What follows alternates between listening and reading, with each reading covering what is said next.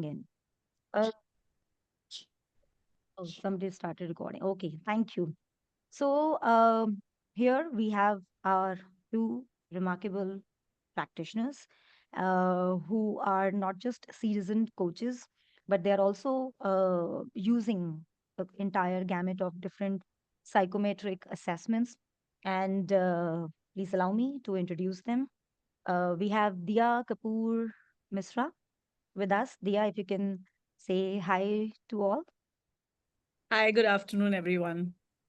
Okay, thank you. So Dia, she is an leadership impact coach, and she's been in the industry for I think she's already completed her silver jubilee, and she's worked in some renowned organizations like Unilever, Corn Ferry, uh, Cadbury's, and then she set up her own firm about 8 years back by the name of the Power of I. Now, through her career, she has touched about 2,600 plus leaders and worked with about 46 organizations globally.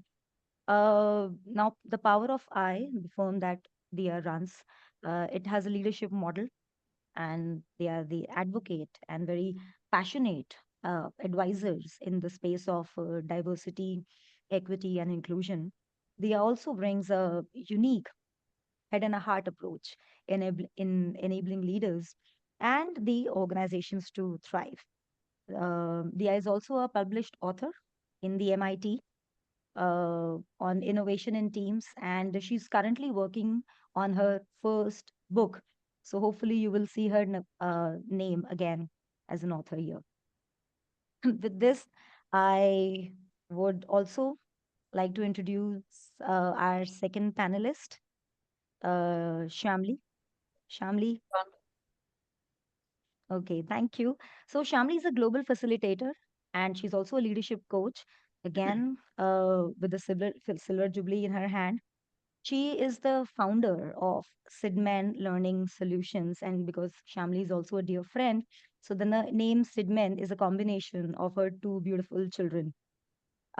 She helps a lot of senior leaders to uncover their leadership potential, and she does a lot of customized leadership journeys and learning journeys. Now, she majorly works with the C suite level into executive coaching, leadership retreats, and consulting into the space of leadership with about 4,000 plus cross cultural leaders globally. So, and myself here, Neha Bansal, I am part of Lumina Learning India team. It's about a decade that I'm working in the space of psychometrics. Started my journey with Hogan Assessments because we were the distributors of Hogan Assessments earlier. And 7 years back, we launched Lumina Learning Suite of assessments in India, and now also spread our wings into the South Asian part. Um, and in short, I'll say I'm one of those very blessed people whose passion is also their profession. So I hear a lot about Monday blues, but really don't know what exactly it is. So with this, over to you both. Thank you.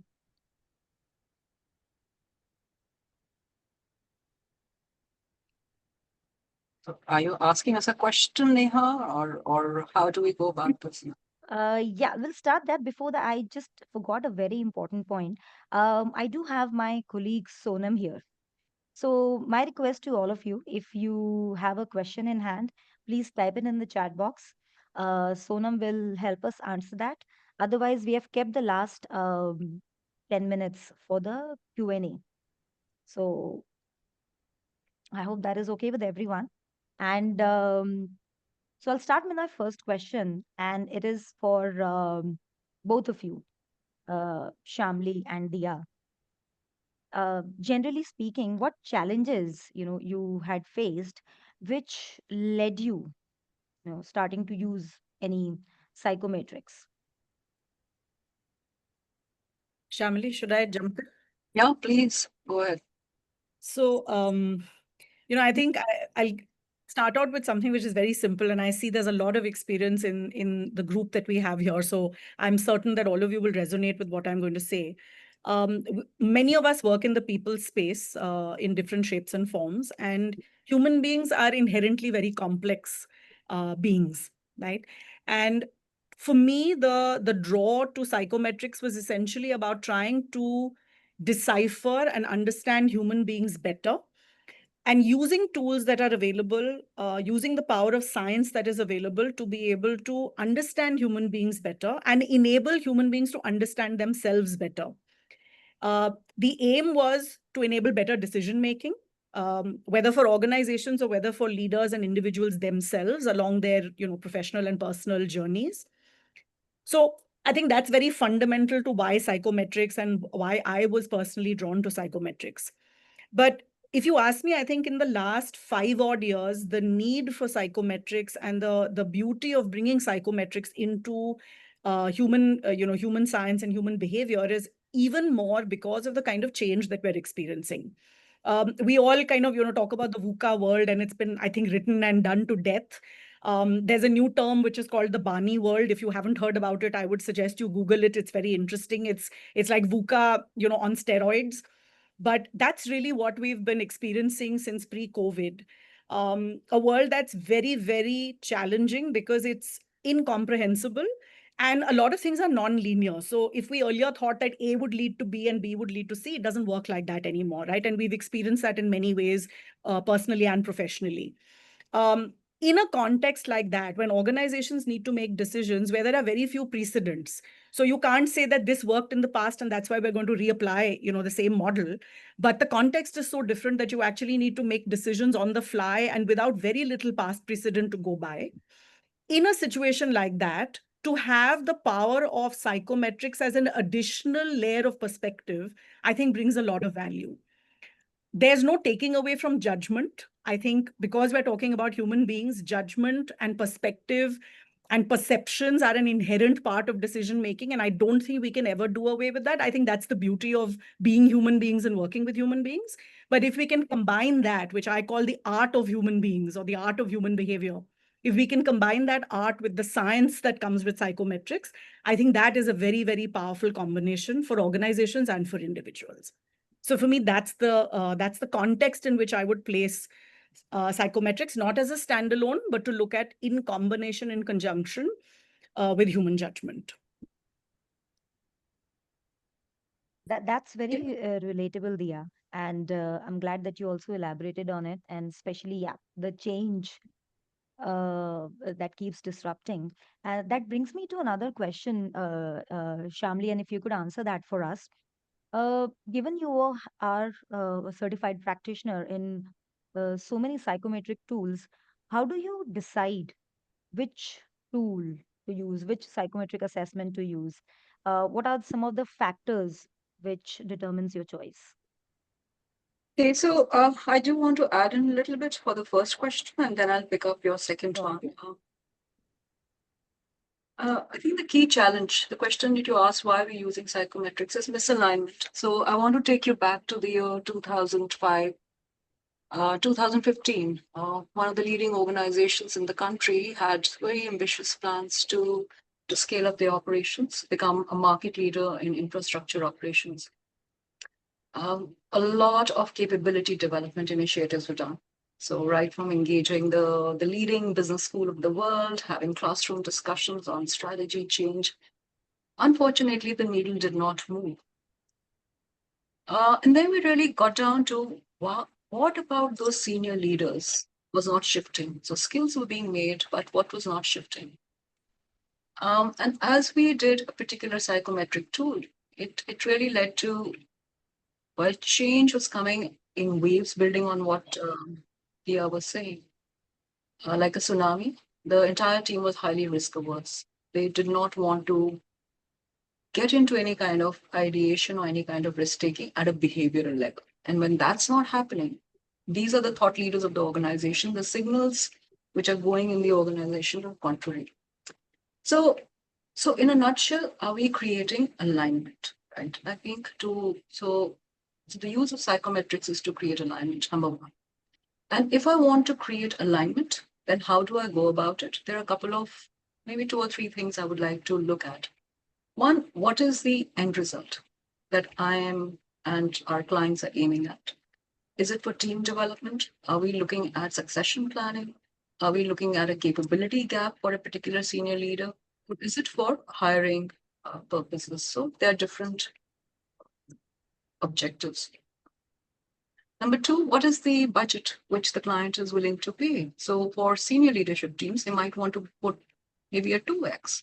For a mid level, it could be an X. For an entry level, it could be much lesser, right? And also, what's a model which will lend itself to a mass deployment was we maybe deployed in a very single way.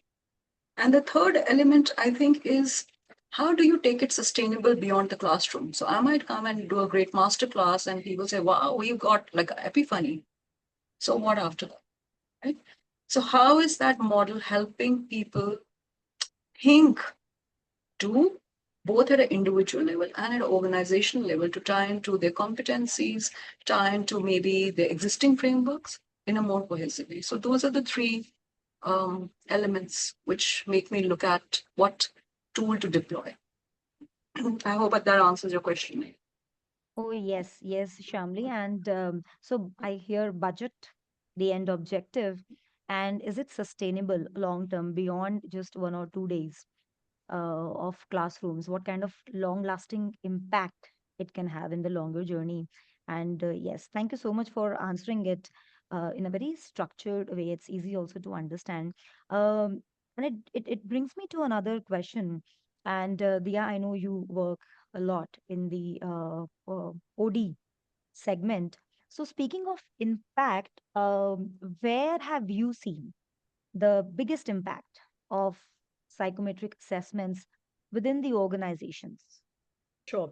Neha, I'm going to take the liberty to quickly add two more factors to what Shamali just said. Please, It's more please. just for I the love five more than three. benefit of our audience, but I'm going to be quick about it because I don't want to disrupt your flow. Please. Just two things that I would add. One, to me, the scientific validity and reliability of a psychometric tool is extremely crucial. And there are a lot of tools out there in the market. And over the years, one of the things that I've become very careful and I would say cautious about is to check the scientific background of a tool before working with it or recommending it. And I think that's very crucial because we're working with human beings' careers. And there's a lot of damage that we can do if we're not responsible about the tools that we use. So I think that to me is one additional element that I would add.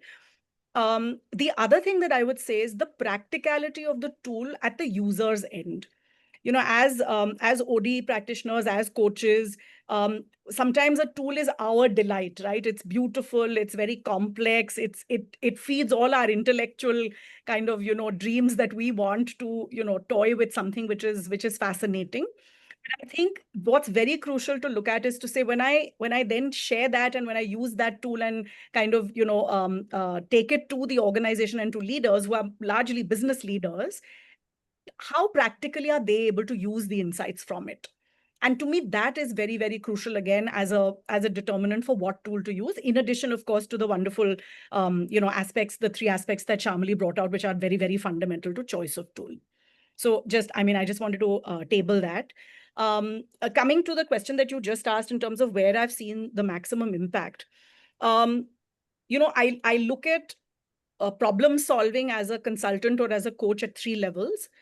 It's about individuals and therefore the self. It's about them as leaders of teams and how they're able to inspire and bring out the best and the maximum potential from their teams and their people. And then there's of course the organizational level intervention that's required. When I look at these three levels, to me, the starting point of psychometric is to work at the self, right? And to work with the self and to work at the individual level.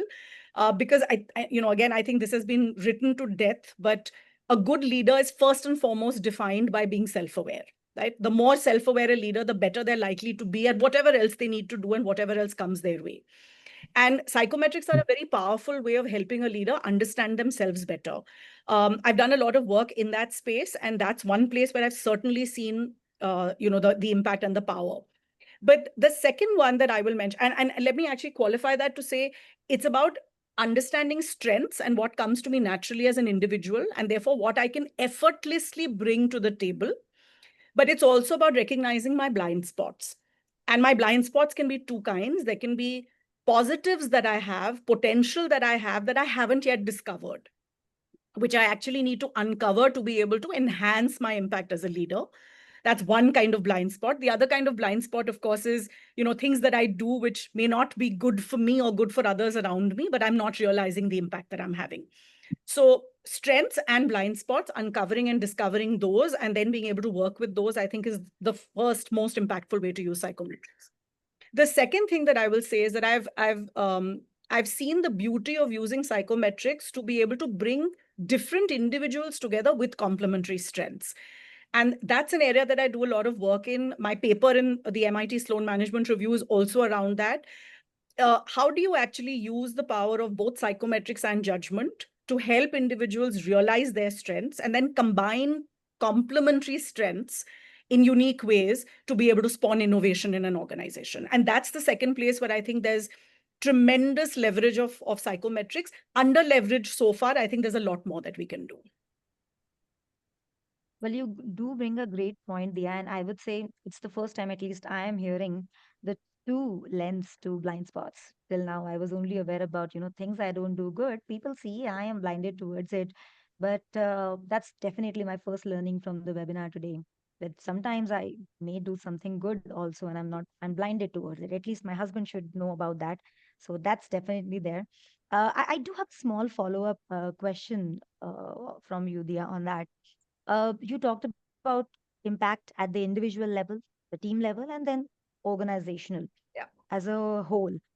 Do you find, is there any when you talk about impact, have you found any difference in when you talk about the mid level or the senior leaders?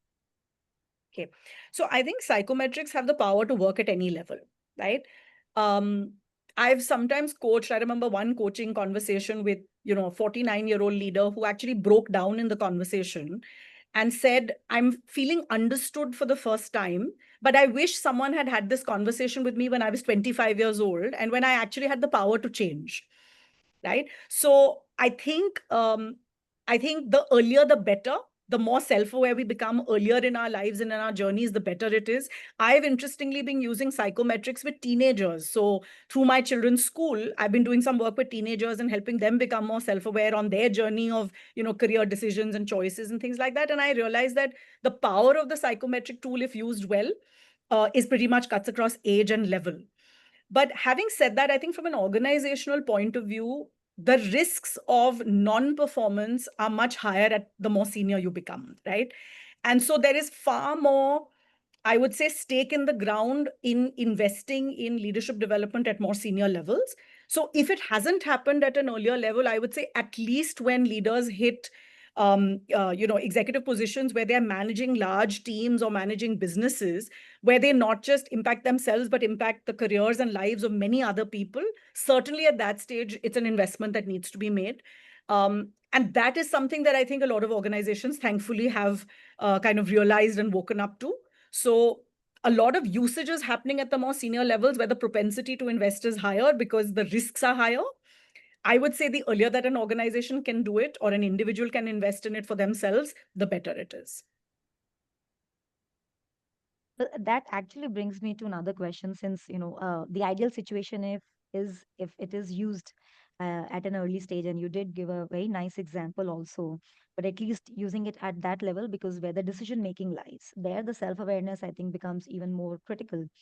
So can you also share, given your experience in psychometrics, can you also share some of the use cases, so when you've used psychometric data in supporting the leadership development journeys? Sure.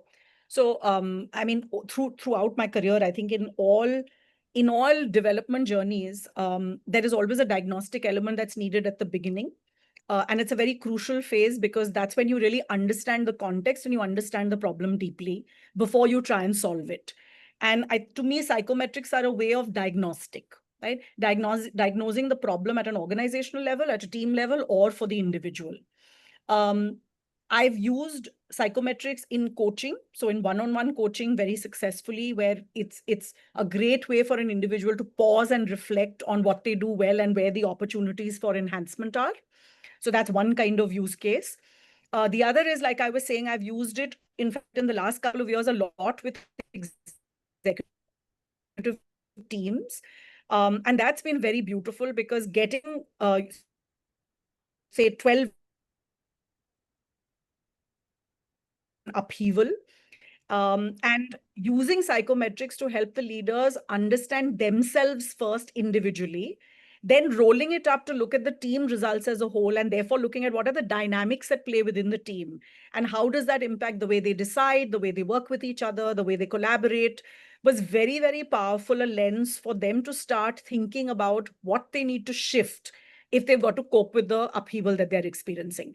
So I've actually been working with this team for over 2 years now, and it's been a journey, because the psychometric gives you the insights, but the process of change for human beings is obviously very hard. And that's something that we're continuing to work on. But the shifts that are being experienced are quite amazing, both at an individual level and at a team behavior level. And I think that's really the power of, bringing psychometrics with judgment and facilitation. That's great, Dia. And I like it when you say bringing psychometric with judgment and facilitation, because, and you did mention it earlier, as a human being, judgment comes naturally. It's part of the design. So maybe we can use it and leverage it for better use. Okay, thank you so much for all the insights, Dia, that you mentioned, and all the stories that you brought in. Shamli, I am curious to know, because I know you use also a lot of psychometrics. What's been your experience using the data that you generate from psychometrics to improve how teams can work together better? So I have used psychometric tools, team profiling tools to look at how team dynamics really, how teams engage with each other. And allow me to give you a couple of examples. Think about yourself in a meeting where you've been working in the organization for 20 years. You're the king of your fiefdom. You have other colleagues who you think you know inside out. And now we don't choose to talk because knowledge is power. And I choose not to share information for the fear of my power being taken away. Organizationally, things have shifted. We need to collaborate a lot more. There's a lot of cross functional inputs which are required for different projects. But here we are not talking, okay? Because I'm invested in my own power. So a psychometric, a good team profiling there allows me to uncover what about me is not allowing that conversation to happen. One. Two, if there is a team member, Dia mentioned judgment. Maybe I'm judging the person. How do I build empathy for an individual in my team? And therefore, collectively, how do we look at some blind spots for ourselves? Right? So maybe we are not communicating enough. It's a blind spot. Now you come and tell me as an external person, I'll say, well, I mean, all right, I'm not believing you, but if there's data, which a good psychometric offers, it's easy to get awareness for a tenured, very high performing individual, very competent individual. So that's one example I'm giving you. The other example could be there is a change of guard at the CEO level, and there is anxiety in the room. Now, what happens is a new CEO. The CEO is helpless. How do I have conversations with the team? A good psychometric helps start uncovering what are some of the strengths, what are some of the weaknesses, what is the culture we are celebrating, what is some of the things that we need to look at. It helps having those conversations in a very fluid way. So that's at a team level, right? Now, teams, of course, comprise of individuals at an individual level. So the other part of the team is also at core leadership teams. We are also um, the guardians of the culture of the organization. So while we might talk, here's an organization which said, oh, we need to have a collaborative culture. In-game consultants, uh, in-game, like this whole thing of celebrating collaboration, etc., etc.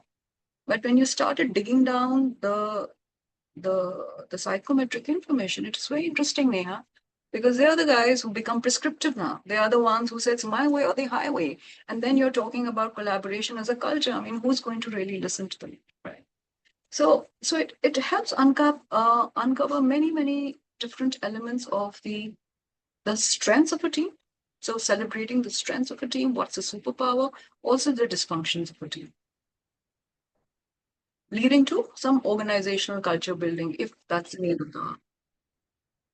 So again, I do see a chain building from where do I stand in the team. And given whatever experience, expertise, do I sometimes become, like you mentioned, very prescriptive. This is how it is done because this is how it has always worked. And then eventually leading it to what kind of culture setting, uh, as a leader, I bring to the table. Uh, Now, Shamli, I also know that you do a lot of executive coaching with different organizations at different levels. So, if you can also share, how do you use the data from Psychometrics for the impactful coaching conversations? Because coaching is a longer journey, of course. So I'll start with myself, Neha. I started my consulting practice 14 years back, and I beat myself endlessly. I want to have a business. There are people doing so well. I'm such a loser now. My business, in terms of my individual as an individual contributor, was ticking along nicely. It's not that I had a empty calendar, but there was this ideal vision that I should have 5 people. I should be a thought leader. There should be something, you know, cutting edge. I should be thinking of. So interestingly, I sat through a workshop to get certified in a particular tool, and I think it was a blinding moment of epiphany for me that my innate DNA is to be an executor, very centric on goals I can get, but ability to think in the future, ability to go and engage and create something out of nothing is not my strength, right? That that deep self-awareness, uh, I think, gave me a lot of comfort on what I can do and the choices, therefore, I choose to make and live within peace, right? It also helped me align with the direction of what kind of business I want to build. Is it my own brand? Is it a business? And I veer towards the latter. So starting from my story, I think the coaching I do is for people saying, and they are of course organization invest in high performance. So high performing individuals. Here is a person in an automotive industry moving to another part. He says, and he's now reporting to the board. He says, I have no voice. Because from an individual contributor and a strategy role, he's now moved into a very high execution role where he has to take people along. It's command and control culture. So, where coaching comes into play is really unpacking what could be the angst behind this person, right? The why behind the what. So, so now, number one, that maybe those are the strengths which helped him in a particular role. They are no longer of service to him in this particular role. It's causing a dissonance. So, how do you help minimize the dissonance by creating some strategies, toolkits to build or to perform as per the rule, and also to create some kind of, I think, more than the external. Sometimes there's so much of internal beating to have. Also find peace within that I am good, I am competent, I'm resourceful. So coaching is used for a job alignment, role alignment. What's the role requirement? Two, to create something of, sometimes coaching is also used as to what do I do next for very senior CEOs. What do I do next? It helps create a little bit of a life path as well. Yeah. So I hear you say that it's sometimes it's not just only for the predetermined goals. Sometimes you find out the goal when you are in the journey. What next? It's below the iceberg, right? So it's very interesting. People say, "Oh, I want to." So here's an executive who says, I get so caught up in different dimensions of work. I don't have. I'm really struggling in managing my time. I want to be focused. So he'll create a checklist. I'll do, but that's not his orientation. So now, understand, and a psychometric helps us do that, right? So I might want to unpack a little bit of that. Now, understanding this, what are some other things? Do you want to get a better executive assistant? Do you want to do less with more, etc., etc.? So that's where the real, I would say, the rubber hits the road, as opposed to just plain actions which happily fall by the road in a month or two max. That makes a lot of sense. Finding the alignment between what you're good at and instead of going into multiple directions, focusing on what comes naturally to you and what is also required in the journey. So, thank you so much, both of you, Dia and Shamli, for answering my questions and also giving some very relatable examples from your journey. And I'm sure a lot of people here who are part of the similar journeys would relate to everything that you mentioned, the challenges, how some using some psychometric data actually helped navigate through those challenges, and what are some specific things that both of you collectively look at while you decide which tool to use for which audience in what kind of interventions. So thank you so much again. And I do want to open the session for the questions that we may have from some of our participants. I'll just check chat if I have something here.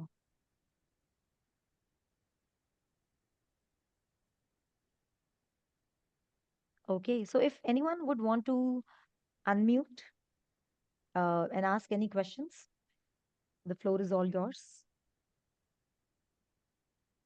So I'll start maybe a question for either Shamli or Dia.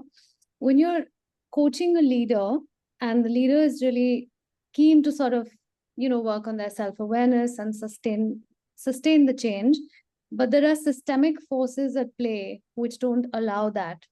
How do you work with the individual leader in through that journey? I'll answer it very briefly, Dia.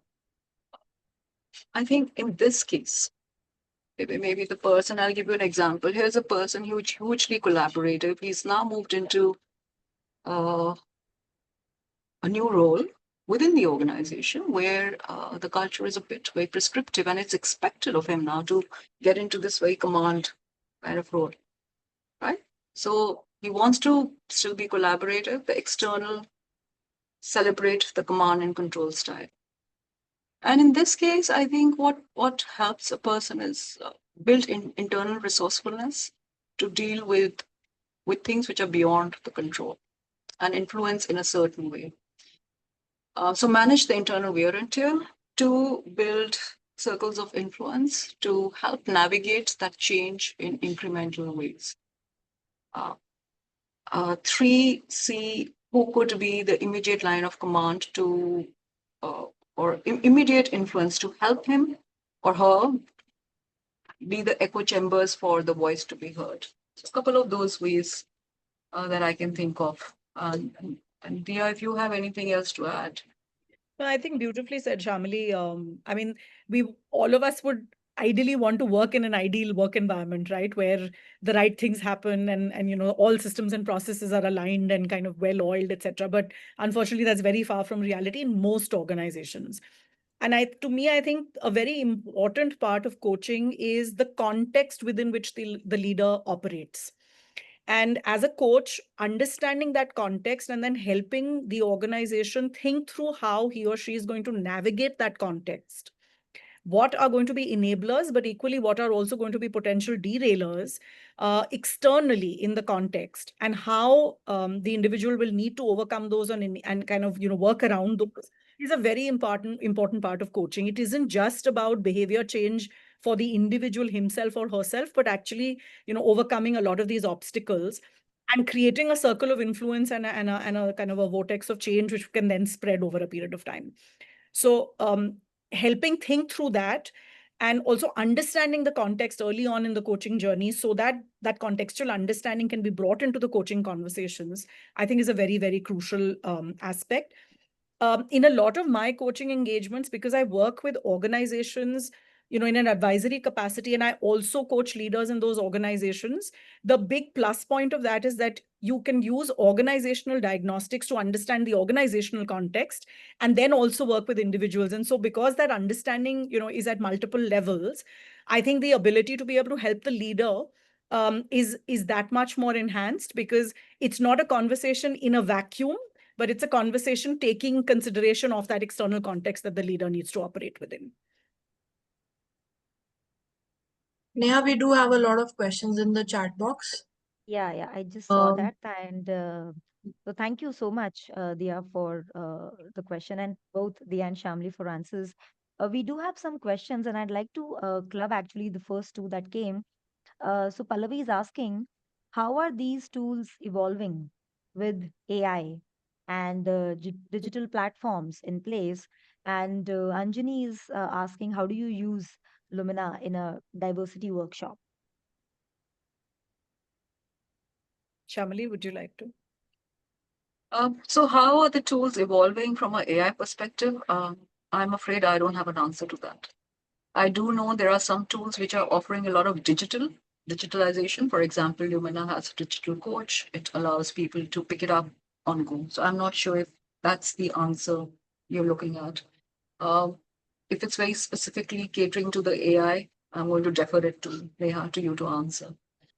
Coming from a diversity perspective, I think it's a beautiful tool, Rimana, to really look at. I mean, I think there is already some data which is looking at how are, when specific, can we look at genders, right? What are some competencies which are more there? How are certain qualities which seem to be more coming up towards particular gender? So they have been used very beautifully in diversity workshops. But I know, Dia, you've been doing a lot of work on that, so I'll allow, leave that on your shoulder to answer. Sure.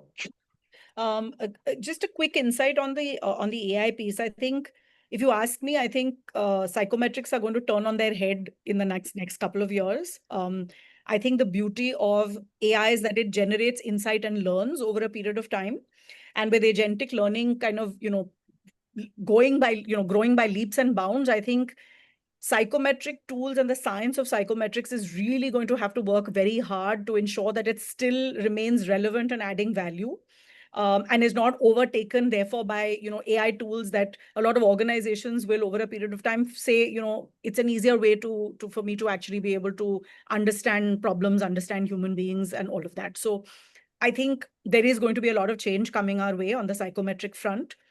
um, Having said that, again, I think it's about combination. So, there was this beautiful Harvard research that was done recently, because there's so much panic around saying, AI is going to take away jobs and people are going to be made redundant. And I think there was a beautiful article that was written recently by a couple of Harvard professors saying it's not human beings that are going to get replaced. It's human beings who don't learn to work with AI who are going to get replaced. And I think there's a very subtle and nuanced difference there, which is that I think the pressure is on us in a way as human beings to ensure that we continue to add value and we're really on top of our game. And the same holds for psychometric tools as a product or as a as a space. I don't see it becoming redundant, but I think we're going to have to work much harder to kind of demonstrate the ROI. On the diversity question, the way I look at diversity, gender is one pillar, right? One aspect of diversity, but diversity is really about bringing different people together to be able to work effectively. And the beauty of psychometrics, and Lumina is one that is I think really leading in that sense, to be able to understand the power and the strength that different human beings and different individuals bring to the table, and then combine them therefore in complementary ways, is really the what unleashes the power of diversity. I could have many different people in an organization, but if it leads to conflict, then it's pretty much counterproductive. Diversity is helpful when you can actually work well with people different from yourself to be able to create output that is superior. And I think where psychometrics play a really important role is to help us understand ourselves and understand each other better, so that we're able to use that diversity productively and positively to be able to generate that superior decision or the superior output for an organization. So that's how I think where the role of psychometrics in diversity is specifically. Anjani, your question is around workshops. I would say that in diversity workshops, where the aim is to sensitize leaders to the power of diversity, the need for diversity, where the need is to have them learn to work together with different people, to use psychometrics, to use Lumina, to have them understand one another, and then kind of combine them in teams which are very diverse. So bring different personalities and different kinds of personalities together to work together and realize the beauty of that synergy, is where I think there's a lot of benefit, and that's the work that I've been doing with Lumina and teams. And I've absolutely found it to be thrilling, and there's a lot of potential to do more on that front. Yes, thank you so much, Dia. And I'm really happy on a personal level what you mentioned about the alignment between AI and human, because I have not yet found my alignment with AI. But I'm glad that you mentioned that if I don't find the alignment, I may become redundant. So a thought changing moment for me. And thank you so much for bringing it. There are a couple of questions again on, how Lumina is different. And I would like to club these questions, and please, both of you, if you can answer that. So, Rakesh wants to know how you found Lumina over other products, in reference to the market, a better fitment. And also, Pallavi has another follow-up questions, and she has it from the participant's point of view, which is from people development lens. We often face challenge in interpretation of reports, especially for teams and line managers. Now, what are some effective ways to build capability and consistency and using these insights more meaningfully? Right. So I can answer very quickly. Rakesh, to answer your question, I think I've been certified in multiple psychometrics, and why I really enjoy Lumina. Actually, I love Lumina. I think it's easy to read, and it's very modern. The language is not pedantic.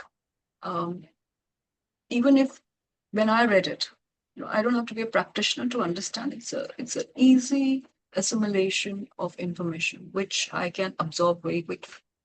Two, it's not boxing me. There was an earlier question of labeling. It says I can be this and that both. I can be an introvert and an extrovert. It measures paradoxes. And to me, that's very interesting too, that why I can be quiet many times, but why I can choose to shine, for an example, right? So the second piece that I enjoyed about that is that it doesn't box you or label you as some of the other tools do. Three, it brings three nuances, especially when we look at Lumina Spark, and I use that for leadership teams, whether it's what's inside you, what's the day to day, and what's under stress.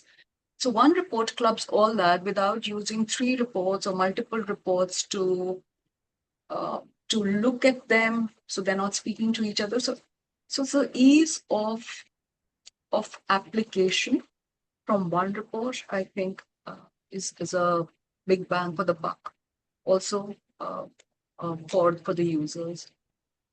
So that's one. And Pallavi, to answer your question now, what are some effective ways to build insights? As I said, if you are buying on the buy side, look at something which is easy to use, so people can read it, for example, or not too simplistic, right? We don't want. I want something that I can use with my employees, let's say, or the people that I want to deploy it for a period of time. So if it's too simplistic, you used a simpler tool, maybe it's slightly cheaper, whatever.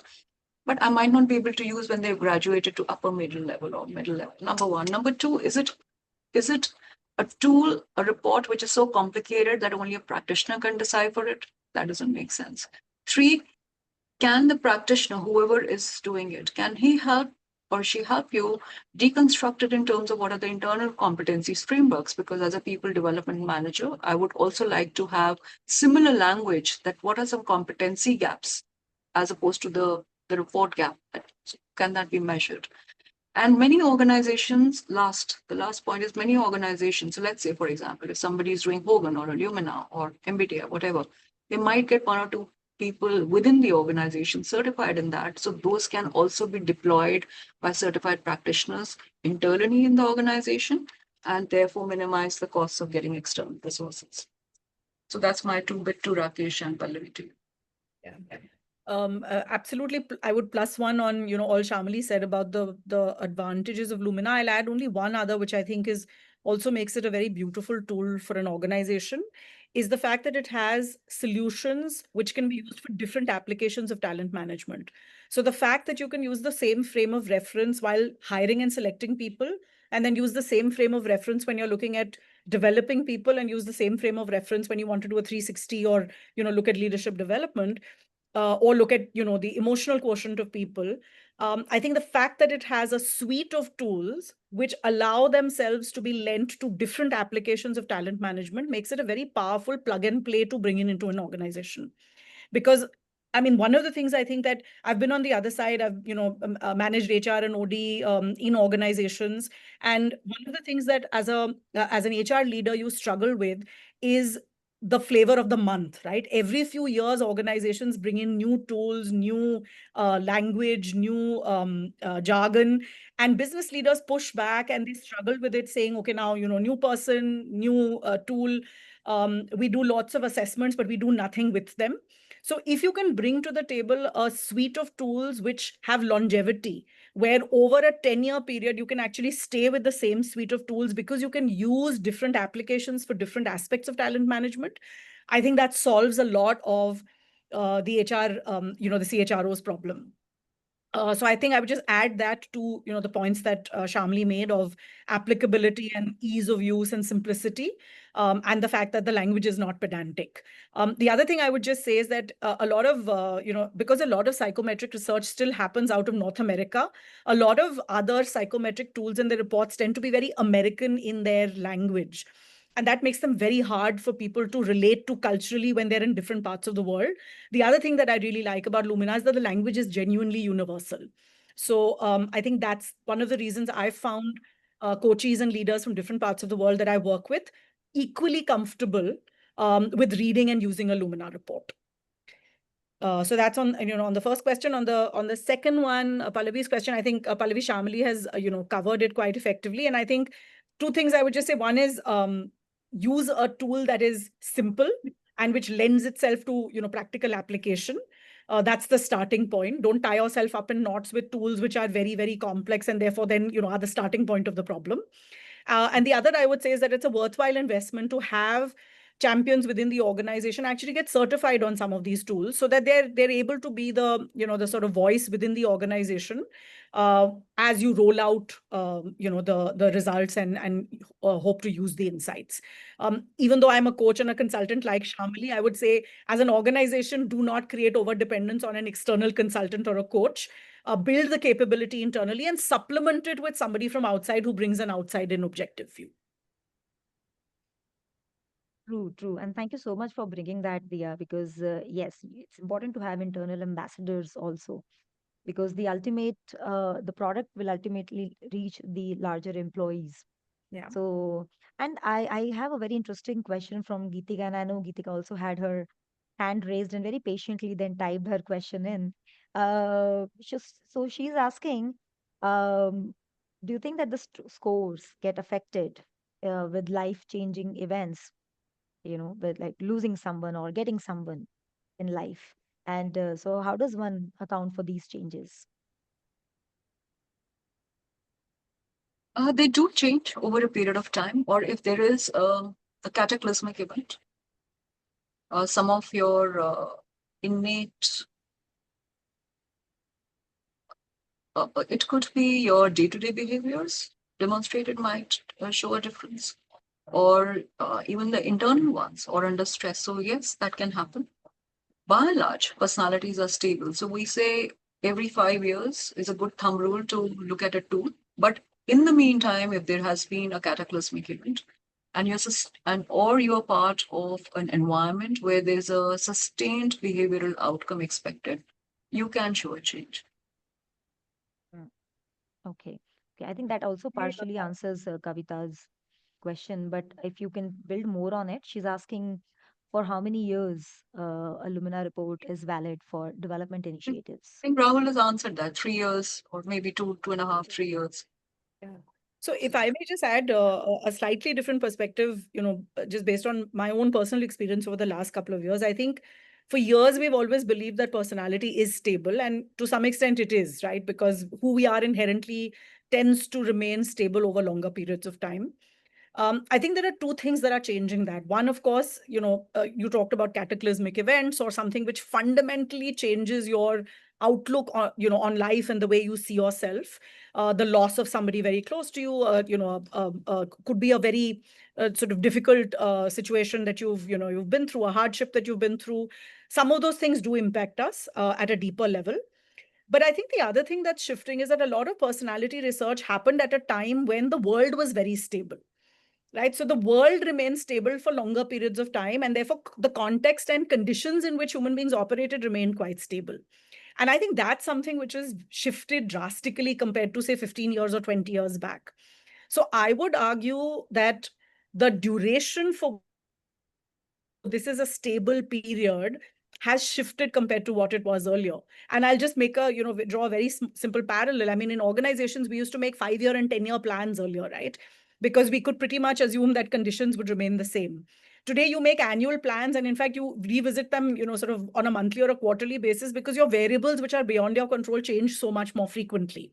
And I think that's true of us as human beings as well. So I would say that if we are learning agile human beings who are actually, kind of picking up cues from everything that's changing around us, I would hazard that personality research will also come to a point where the duration of stability may undergo some redefinition.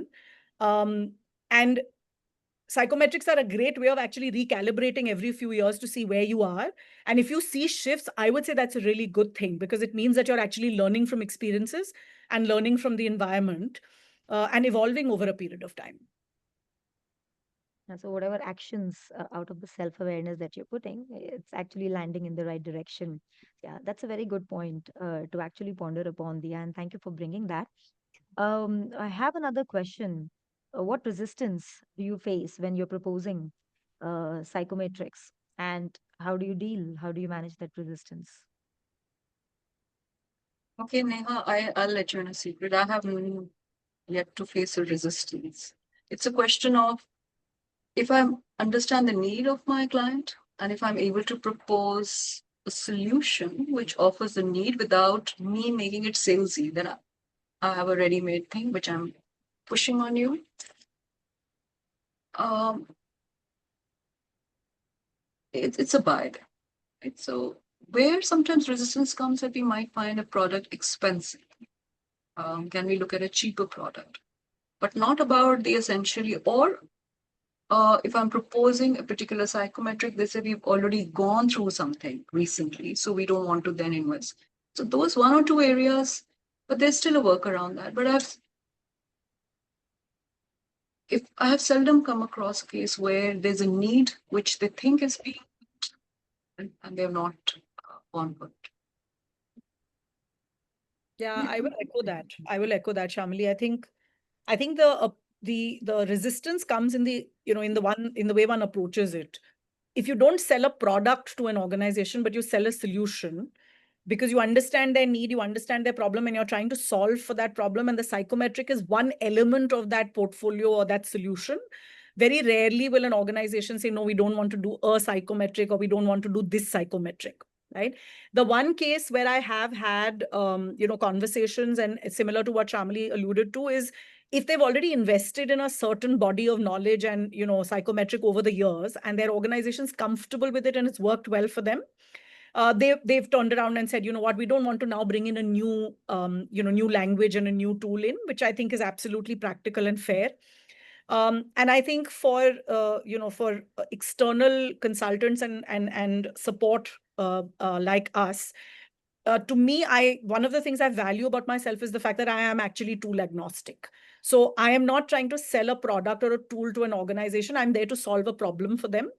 And there are two things, therefore. One is what tool, and the other is when. I think the timing is very important. So I haven't necessarily gone in at the start of a conversation with a tool or with a psychometric solution, but I may have actually positioned it further down in the journey, 6 months into working with the organization, when I think they're ready and they'll really be able to leverage it and get their sort of ROI from it. So I would say which tool and when are the two questions to ask, and use it in service of solving the client's problem. That's actually very helpful, because it is about integrating a tool and not starting the journey with the tool. So thank you so much for sharing. I have one more question, and I think this is specifically for you, because you've mentioned that you work with teenagers as well. So Achal is asking if you can elaborate more on how the tools can be used on teenagers and young people in schools and universities. And are there any specific tools which are more relevant in this context? Sure. So I'm going to share this from limited experience. Like I said, I have used psychometrics in one case with my daughter's school with a bunch of students. It's an early start. I think there's a lot of potential there to actually be able to help young people discover and understand themselves early in their journey. What I would say is two things that I've learned through this experience. One, stay away from tools which stereotype or typecast, because the last thing you want to do is to tell a 15 or a 16 or a 17-year-old that you are quote unquote an extrovert and you can be no other way, or you're an introvert and you can be no other way, or you are, unplanned, or you're rigid, or you're whatever, right? You don't want to label them at that stage because they're still evolving and they have a long runway of learning ahead of them. So tools that are typecasting, so an MBTI, for example, I'm going to name one, is a beautiful tool for developmental purposes. But would I use it with a 16-year-old? I probably wouldn't, because it tends to label. And then the label takes over and becomes the identity of the person. And I would be careful about that with a very young person who may not yet have the maturity and identity to be able to work with that and appreciate that. And they're evolving. Having said that, I think tools like, take Lumina Spark as an example, which help an individual to understand their natural preferences and strengths, are very, very powerful even at a young age. And that's what I have used actually. And the reason for that is because at that stage, what they need really is something which is going to ask them the right questions and help them to discover themselves, right? And the questions are more important than the answers almost, because you want them to think and reflect. And those questions, I think the Lumina Spark kind of, it sparks beautifully, which is to say, why am I more comfortable in situation A, and why does situation B make me uncomfortable? Have I ever thought about that? And how can I overcome that? Or if I now am armed with the conscious knowledge of that, how can I use that knowledge as I go forward and I make choices around, careers or types of institutions that I want to go to, and things like that. So I think it's a beautiful way of self-discovery at a stage when a lot of very crucial decisions for life are being made in the absence of, of knowledge and self-awareness. Thank you. Thank you so much, Tia, for sharing the example. I think Santosh had a question, and this was unanswered earlier. He's asking, how do you confirm the findings of a psychometrics to make it actionable? Shamli, would you like to answer that? I'm not clear about the question, like confirm the findings of psychometric, because the report is based on how you answer the question, right? You are first and foremost, you are more than a report. What I mean is, psychometrics is not an exact science like a natural science. And psychometrics itself is developed with the assumption that the answers will correlate somewhere. So what I'm trying to ask is, suppose and psychometrics thrown you an answer. Say Okay. for example, the particular person is say X or Y in his say attitude or values. How do you cross verify that? With yourself, let's say I'm a recipient of a report. I get that I have answered it in a particular frame of mind, right? And the data therefore is thrown at me, and the report is generated based on the way I've answered. So I'm the one who will say, yes, this is me or this is not me. Number one. Obviously, what Dia was mentioning, we are looking at reports consciously. We want to use a tool which is very validated. There is a huge body of research, it's tried and tested. So we are not using an off the shelf product which has no research backing, right? Having said that, if it's a research based, scientifically proven tool, and you want to say whether this is not me, it's up to you to either embrace it or not. As simple as that. Having said that, sometimes there is a pushback, oh, this can't be me. This doesn't describe me. And then the question would be, all right, why don't you go to 3 trusted advisors, people who have seen you in different environments? And can you check with them whether this holds true or not? Sometimes if my blind spots are too big, I might not want to accept something, right? So those are the ways in which we tend to say whether it's It's okay. Whether I want to embrace it or not, the choice is entirely yours.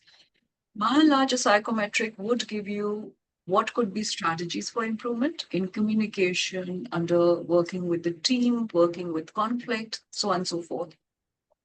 Out of those actions, maybe there could be 10. You might want to say, okay, 2 resonate with me, 8 do not. And these are the ones I'll work on. Again, that's your choice.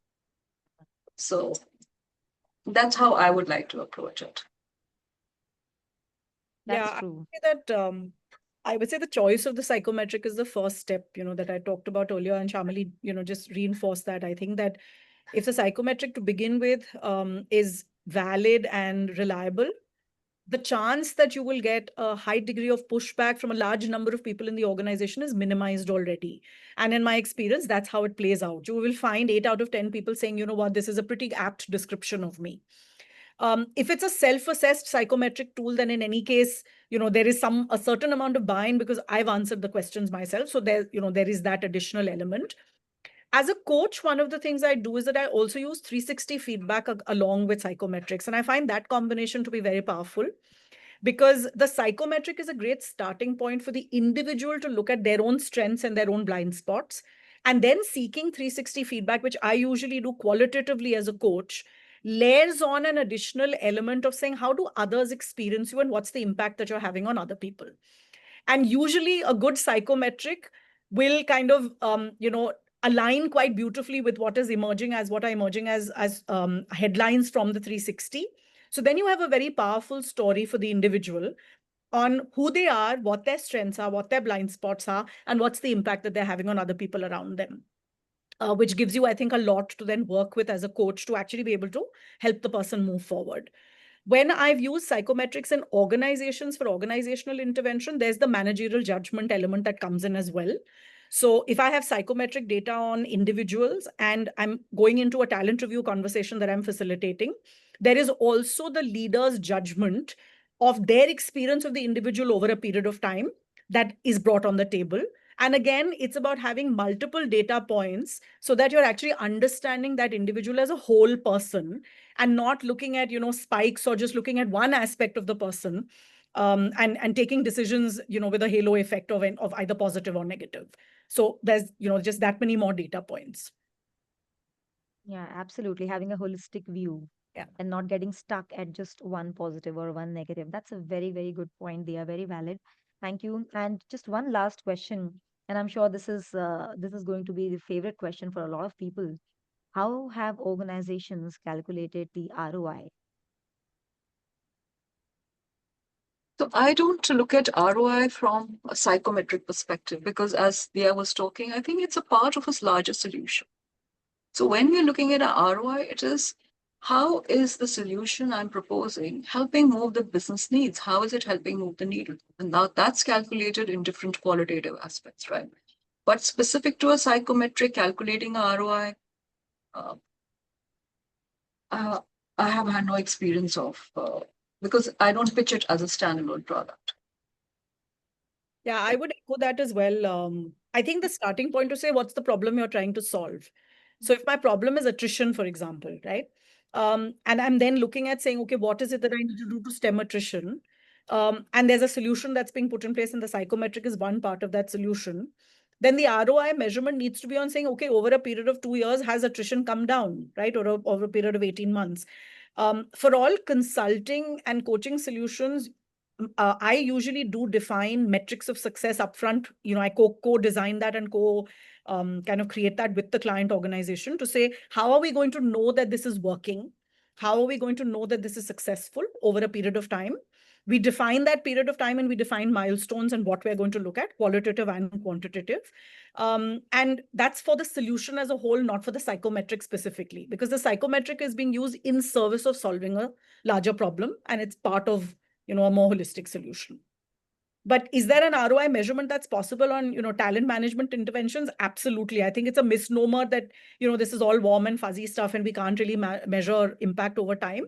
The way that you measure impact could look different depending on the problem you're trying to solve, but it's certainly possible to know over a period of time whether what you're doing is working or not. Yeah. So basically not just the data, the psychometric data, but the entire journey, or in your case, as you mentioned, the solution that you're providing. It can measure the impact of that in terms of the ROI. Okay. Thank you so much, both of you, for patiently answering a lot of questions. I know we have gone beyond the time that we had blocked. And I'm hoping that all the questions that all the people had here got answered. If not, you can write your questions to us. I would request my colleague Sonam to please put your email ID in the chat box. You can put your questions there, and also since you've heard a lot about Lumina learning assessments and how it has been used into multiple development journeys, whether one to one or in a team setup, or also at the organizational level. If you want to know more about Lumina assessments, especially Lumina Spark that both of them have talked about, please do write to my colleague Sonam. I see that she's just shared her email ID. Thank you.